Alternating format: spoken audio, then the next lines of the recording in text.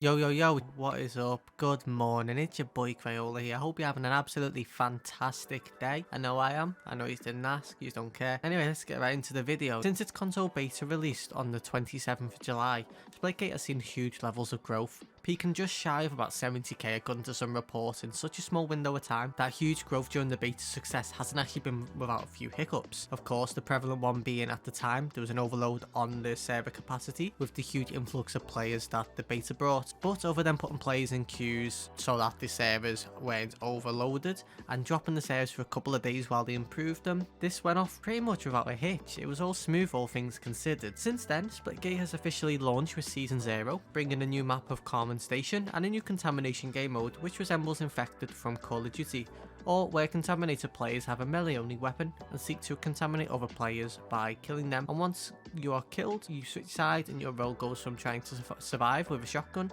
to becoming one of the contaminated players where you try and, well, contaminate your team. Of course, with the drop of Season 0 comes the Season 0 Battle Pass as well, the first proper Battle Pass, and this is showing plenty of great looking cosmetic items, some weapons, Splitgate coins back, so all in all a pretty great successful launch to the first official season. But of course not all is rainbows and sunshines with this game. In fact, there is a couple of up and coming hurdles that the developers really need to be aware of and get on top of to see the survival of this game. If they don't, then it's possible the game doesn't survive long term. Now, first of this being the retention span of the player base of us. Everyone can just jump on any game they want. The attention span isn't very long anymore, unfortunately, so you've got to keep us attracted. Now, it's not rare to hear claims that some players are only playing Splitgate to buy the time until the new Halo releases or the new Battlefield, the new Call of Duty. And well, of course it's completely fine. It brings up the question of how will Splitgate do once all these AAA titles release. You know, there's another 6v6 game, I believe it's 6v6 anyway. We've got X-Defiant and then we've got Call of Duty, we've got the big games on top of that as well. Halo of course being the biggest one to kill Splitgate, everyone is possibly thinking.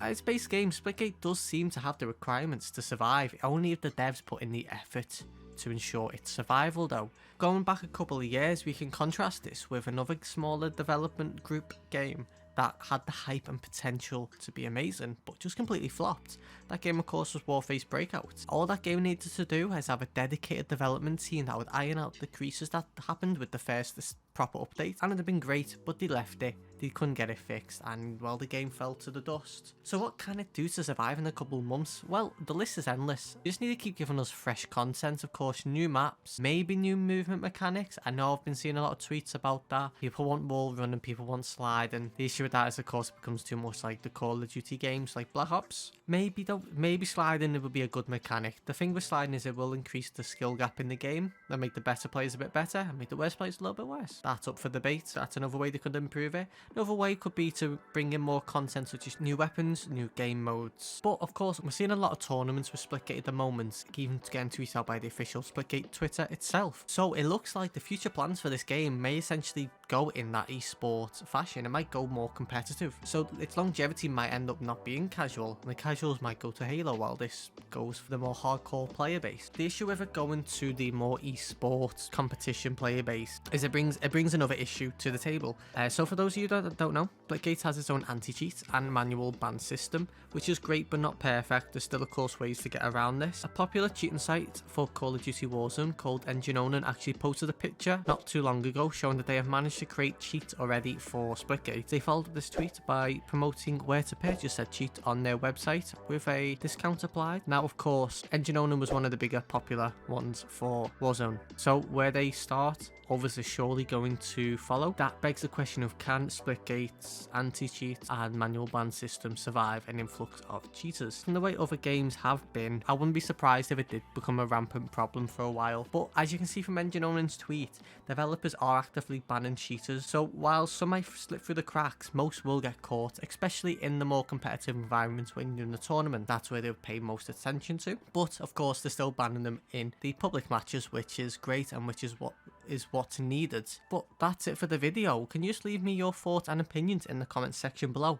Do you see longevity in Splitgate, or do you think everyone will go to Halo, to COD, to Battlefield when they come out? And if there is longevity in this game, do you think that it will be the casual base, or do you think it's going to be more competitive oriented? And finally, what do you think about the cheating issue? Do you think that might become rampant? Let me know in the comment section below. And guys, if you did like the video, please like the video. It really does help. Drop me a sub. Here's me Twitch on screen, although I might be moving to YouTube for streaming. I'm not too sure, but there's the Twitch anyway, just to follow for now. I'm kind of in a crossroads on what to do. But anyway, other than that, I hope you enjoy the rest of your day, and make sure you tell somebody in your life that you love them, okay? Goodbye.